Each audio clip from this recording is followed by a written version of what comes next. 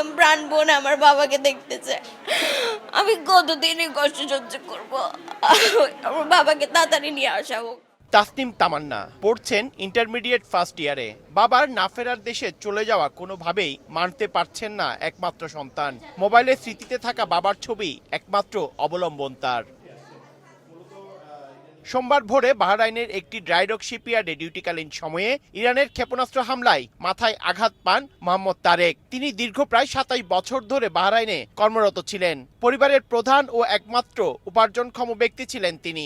আমি তো এখনো বিশ্বাস করতে পারতেছি না, আমাদেরকে কেউ ক্লিয়ারলি বলতেছে না, বলছে তোমার বাবা আছে অসুস্থ, বাট আমি জানতে চাই যে আমার বাবার কি হয়েছে। যেটাই হোক না কেন আমার বাবাকে তাড়াতাড়ি দেশে নিয়ে আসতে চাই। সন্দ্বীপের আজিবপুর ইউনিয়নের বাসিন্দা তারেকের স্বজনরা এখন কেবল প্রিয়জনের মরদেহের অপেক্ষায় প্রহর গুনছেন। খবর শোনার পর থেকেই নগরীর হালিশহর এলাকার বাসায় ভিড় করছেন স্বজনরা। তাদের দাবি দ্রুত তারেকের মরদেহ বাংলাদেশে পরিবারের কাছে নিয়ে আসা হোক। কাজ করিয়ে সে যখন ছাদের উপরে উঠছে, ওই মুহূর্তে উঠার মুহূর্তে দাঁড়িয়ে ওদের ওখানে বোমাটা আসলো। তার কোনো ছেলেও নাই, সন্তান নাই, একটা মেয়ে।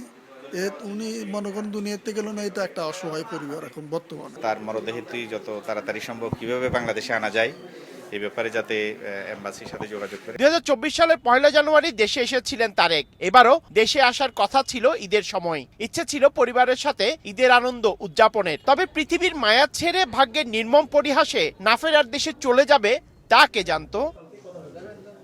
পার্থপ্রতিম বিশ্বাস, সময় সংবাদ, চট্টগ্রাম।